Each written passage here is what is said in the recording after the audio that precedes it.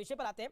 प्रमोद तिवारी ने क्या बोला, शफीकुर रहमान बर्क ने क्या बोला, फिर सुब्रत पाठक ने क्या बोला, ये तीनों चीजें हमारे सामने है। रिजवान अहमद, क्या सेकुलरिज्म खतरे में आ जाता है जैसे ही विक्रमी संवत 2080 के पहले दिन छुट्टी होती है? भाई 3 लाख करोड़ का रेवेन्यू है मंदिरों का, जिस हम क्या देते हैं, ठेंगा देते हैं। तो जो हिंदू पर सरकार खर्च कर रही है वो मंदिरों के हिस्से से भी बहुत कम है। अखिलेश यादव ने बिल्कुल सही कहा, बहुत कम दे रहे हैं योगी जी। 10-10 लाख रुपए देने चाहिए जो मंदिरों से आए हैं। हम क्या दे रहे हैं? कुछ नहीं दे रहे हैं, सिर्फ मांग रहे हैं हाथ फैलाकर। 2.32% जीडीपी का रेवेन्यू आता है मंदिरों से। मस्जिदों से क्या आता है, मदरसों से क्या आता है, मरकजों से क्या आता है? सिर्फ कटोरा आता है कि हमें ये दो। भाई एक पेड़ है भारत, उसकी जो जड़ है वो जमीन में है, ऊपर से बहुत सी। जय श्री राम दोस्तों, कैसे हो आप लोग? आशा करता हूँ अच्छे होंगे। दोस्तों, चैनल पर नए हो तो चैनल को सब्सक्राइब कीजिए, लाइक कीजिए, कमेंट कीजिए। तो दोस्तों, आज का टॉपिक हिंदुओं के मंदिर से आने वाले टैक्स के ऊपर है। तो दोस्तों, शुरू करते हैं। डॉक्टर रिजवान अहमद ने शादाब चौहान को ऐसा धोया कि वो कभी डिबेट में आने के लिए तैयार नहीं होंगे। डॉक्टर रिजवान अहमद ने बताया, हिंदुओं के मंदिर से लगभग 3 लाख करोड़ रुपए सालाना आते हैं, मस्जिदों से क्या आता है? इस बात पर शादाब चौहान कुछ नहीं बोल पाए। डॉक्टर रिजवान अहमद ने बोला कि अगर मंदिर से आने वाला पैसा सरकार हिंदुओं पर खर्च कर रही है तो आपको दिक्कत क्या है? मैं कहता हूँ 1 लाख दे रही है सरकार, हिंदुओं को 10 लाख देने चाहिए। और अभी तो रुको, क्लाइमैक्स अभी बाकी। तो अब यार शुरू करते हैं बिना किसी बकचोदी के। देखिए शादाब चौहान, आपने आपने आपने मुंह में उंगली डाली। आपने बोला अब इन्होंने अल्लाह अकबर बोल ही दिया तो घर वापसी कर ले, प्यार से कर ले। ये बोलने की कोई आवश्यकता नहीं थी। और ये हिंदुस्तानी नववर्ष की छुट्टी है। एक बात बताइए, शादाब, अमीर जी, मैं तो घर में ही हूँ। मुझे घर में रहने के लिए मुझे अंग को भंग कराने का जो है काम नहीं करना पड़ा है जी।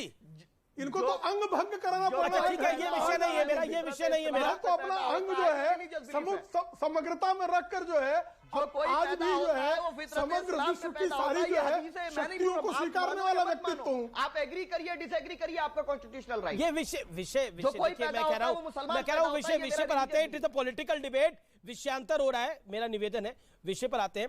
प्रमोद तिवारी ने क्या बोला, शफीकुर रहमान बर्क ने क्या बोला, फिर सुब्रत पाठक ने क्या बोला, ये तीनों चीजें हमारे सामने है।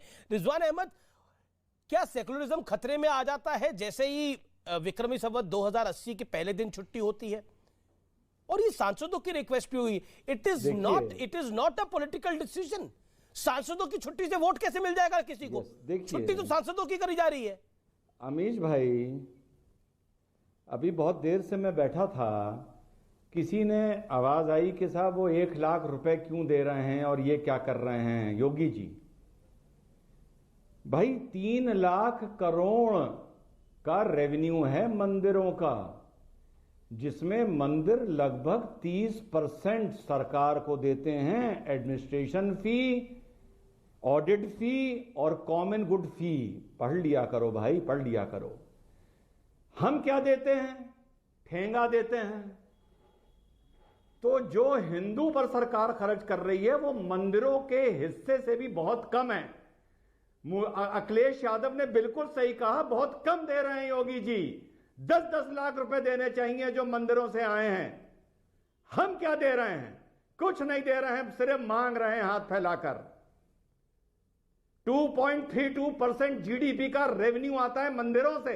मस्जिदों से क्या आता है, मदरसों से क्या आता है, मरकजों से क्या आता है?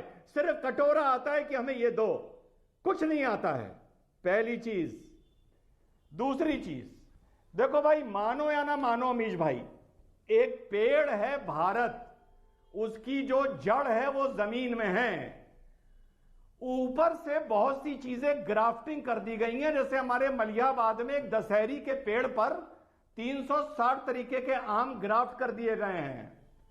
भैया मानो या ना मानो, जो भारत की जड़ है वो तो सनातन है, और इस सनातन की खुशबू तुम्हारे ग्राफ्ट करे आमों में भी आएगी। तुम जितना लड़ लो, जितना भड़ लो, सनातन संस्कृति ही जमीन से जुड़ी है, वो ही भारत की पहचान है। ये land of Rama, land of Buddha, land of Mahavira, land of Krishna है। लैंड ऑफ मोहम्मद सल्लल्लाहु अलैहि वसल्लम अरेबिया में है, यहां नहीं है। तो भारत की पहचान संस्कृति से है।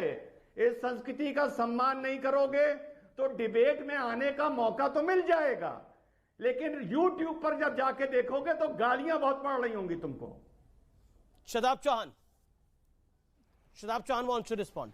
देखिए, मैं बहुत ही स्पष्टता के साथ एक बात कहूंगा। जी गुरुजी, कि भारत जब अंग्रेजों से आजाद हुआ, तो हमारे स्वतंत्रता सेनानियों ने संविधान को बनाया और कहा कि यहाँ कोई डिस्क्रिमिनेशन नहीं होगा। सुनिए, लेट मी कंप्लीट। अरे सुन लीजिए महंत जी, सुन लीजिए। दूसरी बात यह कि शादाब चौहान कोई नाचने वाला नचनिया या गायक नहीं है जिसका काम सबको खुश करना है। हम हक बोलेंगे, सच बोलेंगे, भारत के संविधान के अनुसार बोलेंगे। और संविधान में श्री राम की भी फोटो है, टीपू सुल्तान रहमतुल्लाह अलैह की भी फोटो है। हम सबका सम्मान करते हैं। जो भारत के मूल सिद्धांत हैं, संवैधानिक अधिकार है, उनकी रक्षा के लिए कार्य करेंगे। अगर एक धर्म के लिए कार्य कोई भी सरकार करेगी, इसमें एक धर्म का है, सर्वधर्म सम्मान के लिए कार्य, मुझे बताइए, तो उसका सम्मान किया हिंदुस्तानी जाएगा। नए साल और जो की बात कर छुट्टी रहे हैं में एक धर्म का है, ज्यादा क्या उससे बेचैनी क्यों होती है? एक सेकंड, ये व्यूअर्स के अंडरस्टैंडिंग के लिए सनातन प्रतीक है भारत का। सनातन कोई धर्म नहीं है। रिजवान जी शांत, सनातन प्रतीक है भारत का। बात Rizwan ji, you made your point. Shadab, अगर आप मुझे एक्सप्लेन करिए। Shadab hear me out. Shadab Chauhan hear me out. मैं हम्बल क्वेश्चन, इत्मीनान से जवाब दीजिए, तसल्ली से जवाब दीजिए, जल्दबाजी मत करिए, मेरे को सीधे सवाल का जवाब दीजिए। हिंदुस्तानी नए साल में धार्मिक क्या है? मतलब इसके अंदर आपको एक तरफ का फायदा कहां दिखाई दे रहा है? पूरे नवरात्रों की छुट्टी नहीं करी गई है, हिंदुस्तानी नववर्ष के पहले दिन की छुट्टी करी गई है, वो भी संसद की छुट्टी करी है। ऑफिसेस खुले हैं, काम कर रहे हैं लोग। तो मैं वही समझाइए। जब आम जनता काम कर रही है तो जनता के पैसों से चलने वाली सदन के नेताओं को मजे लेने के लिए छुट्टी दे रहे हैं आप। करिए तो सब गरीबों के लिए भी छुट्टी करिए, और रमजान पे करिए, आप नववर्ष पे करिए, आप रामनवमी पे करिए। कौन मना कर रहा है? लेकिन आप एक जगह करेंगे, दूसरी जगह नहीं करेंगे। आप एक जगह बजट देंगे, दूसरी जगह नहीं मानते। हिंदुस्तानी नववर्ष को नहीं आप मानते हो, नहीं मानते? बताइए। हमारी सरकार नहीं मानती, आप नहीं मानते, क्यों नहीं मानते? कोई नहीं मानता। आप अगर मानते होते तो आज सारा देश हमारी सरकार नहीं मानती, हम नहीं मानते। फाइनेंशियल ईयर बनाइए। सरकार जो मानती है तुम मानते हो क्या? नहीं होगा 1 अप्रैल नहीं होगा financial year. Sunil Yadav, let me gate Sunil Yadav. Challenge कर रहा हूं आपको, नहीं कर सकते आप। सुनील यादव, आपके दो नेता दूसरे धर्म के मानने वालों के लिए भी छुट्टी होनी चाहिए। कल से रमजान भी है, उसकी भी छुट्टी होनी चाहिए। मुसलमान भी देश का नागरिक है। इसमें हिंदू मुसलमान कैसे आया? हिंदुस्तानी नववर्ष है, इसमें हिंदू भी मानता है, मुसलमान भी मानता है। गुड़ी पड़वा है, महाराष्ट्र में मनता है, हिंदू भी मनाता है, मुसलमान भी मनाता है। तो ये आपके सांसद हिंदू मुसलमान क्यों कर रहे हैं इसको? क्यों नहीं डांटते आप लोग? और फिर कहते हो कि हम तो हिंदू मुसलमान करते ही नहीं है। नहीं, बिल्कुल नहीं करते। समाजवादी पार्टी हिंदू मुसलमान नहीं करती है। और अगर समाजवादी पार्टी एसटी हसन और शफीकुर रहमान बर्क कौन सी पार्टी के सांसद है? अब सुन मैं गलत बोल रहा हूं?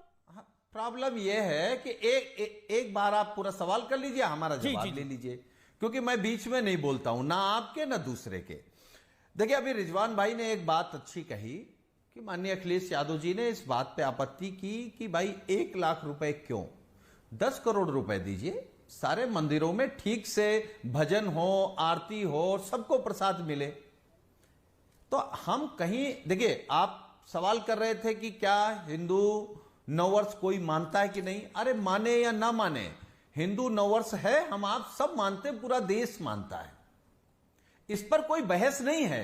मैं पूछ रहा हूं, ठीक है, आपने बोला, मैं आपकी बात को ऊपर रख रहा हूं। सरकार क्या शफीकुर रहमान बर्क और साथ ही साथ एसटी हसन ने गलत बयान दिए? आप खंडन करते हैं उनके बयानों का? हम सिर्फ ये कह रहे हैं कि जहां पर जाति धर्म के बयान होंगे उससे हम सहमत नहीं होंगे।